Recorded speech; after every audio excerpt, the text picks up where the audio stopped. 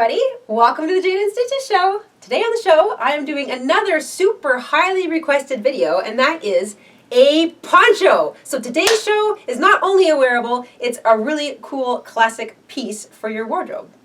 The poncho we're going to make today is based on a granny square. So you need 4 squares. If you're an adult, they need to be 15 inches squared. If you're a tween, maybe 13 inches. And if it's for a really little person, then 11 or 12-inch squares would be fine. Now, we've done a few different granny squares here on the show. We've done a traditional granny, we've done a mitered granny, and we've done a sunflower-centered granny. And any one of those would be fine. In order to get it to 15 inches, just keep adding the traditional shell stitch pattern, or that last, repeat the last row indefinitely until it's the size that you need it to be.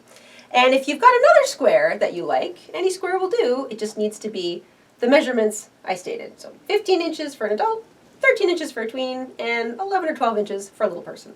For my granny squares, I used a combination of chunky weight and worsted weight yarn.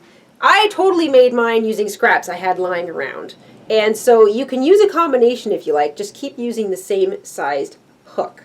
And these two are fairly similar in weight, even though they have different numbers associated with them. So go for the feel test if you're shopping for new yarn. But if you're just going to use what you've got lying around, it's a granny square. It doesn't have to be super fancy. But if it's acrylic, go with acrylic. And if it's wool, stay with wool. Because if you wash it, you want it all to move and act the same way, remember? So, yarn, whatever you like. Chunky, worsted weight, combination of both, perfectly fine. Hook size. I'm using a 6.5 millimeter hook. So it's a bigger hook than I often use, but it's kind of like you're making a blanket. You want your stitches to be large and loose. So a 6.5 hook, along with my size 5 and size 4 yarn, is perfectly fine. How much yarn do you need? Well, you're going to need approximately 500 grams in total. So if you're assembling all your scraps together, you need 500 grams in total. If you're shopping, you're going to want to get so many balls that equal 500 grams. But like I always say, if you're not quite sure, if you think you know how much you need, always get 2 extra balls because you don't want to be cut short. You're also going to need a yarn needle and a pair of scissors, and that's pretty much all you need in order to make this poncho along with me. Once you've got your 4 granny squares ready to go, you're going to start to attach them like this. This is the front granny. You're going to put it on a diamond, so put it on a diamond angle, and you're going to attach the next 2 to their sides like this. So the first 2 this way, and the next 2 this way. So granny square number 1, 2, and 3, and this is how they're attached. Sew along here, and sew along here. All right, we have attached granny square 1 to granny squares 2 and 3 at these 2 seams. Now we're going to add number 4. So you're going to take your poncho and spin it around, pull back on granny square 1 so that you've got the opposite ends of granny squares 2 and 3 showing. So here they are like this. It's attached here, and it's these sides that we're looking at.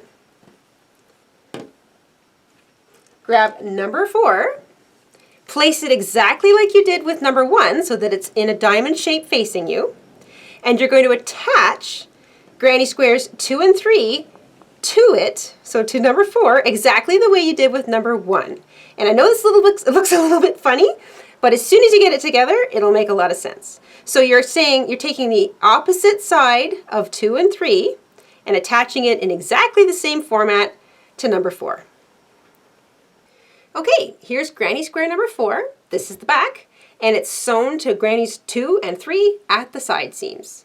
And this is how it becomes a poncho. So granny squares 2 and 3 fold in half to connect to granny squares 1 and 4. And here's your neck hole. At this point in the process, you want to stop and put it on.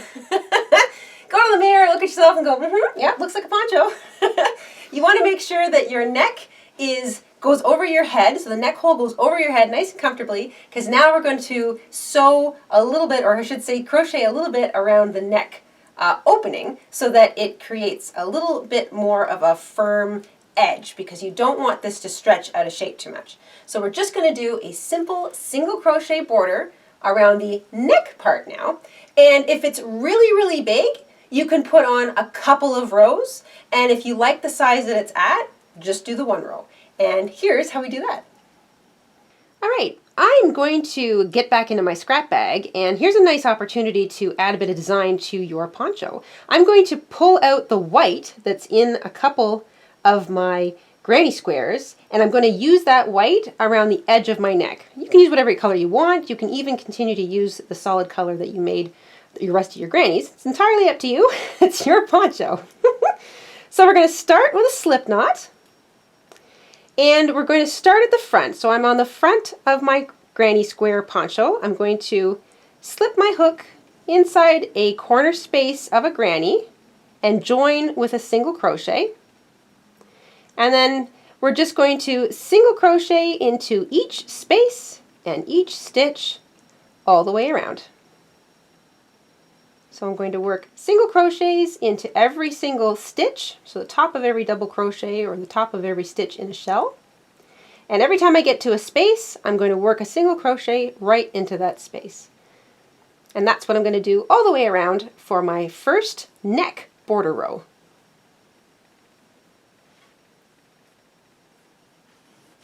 I've single crocheted all the way around the edge of my neck. I'm going to join with a slip stitch to my first single crochet, snip my yarn, fasten off, and then weave in my tail. And I'm going to put on a second border row, so I'm going to use black for that. If you don't want to put on a second border row, you can skip directly to the edging. But if you're putting on another row or successive rows around your neck, this is what you do. You don't want bulk to appear in the indent part, so where it comes down in your neck and down at the back of the nape of your neck. So you're going to make a slip knot, join your yarn by picking up a loop in the first single crochet just off center of the nape part of your neck. So pick up a plug in your hook, pick up a loop, and we're going to single crochet two together.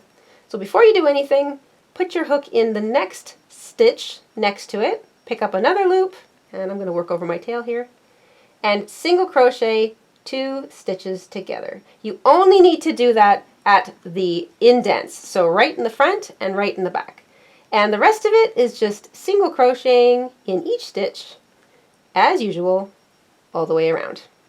And in case that was a little bit foggy, I'm going to get around to the other side of my poncho, and I'll show you that double crochet, or I'll show you that single crochet two together one more time. All right, I've come all the way around to the other side of my granny, and this is how you do that single crochet two together thing again. So you're going to pick the stitch that's either right on top of the diamond part or just to the side. You only need two. Pick up a loop in that stitch, and pick up a loop in the stitch right next to it, and then single crochet them both together. So like I said, you only need to single crochet together two stitches, and then you can carry on as normal. Once you get back around to the front, slip stitch to the first single crochet, which is technically a single crochet two together, fasten off, and weave in your ends.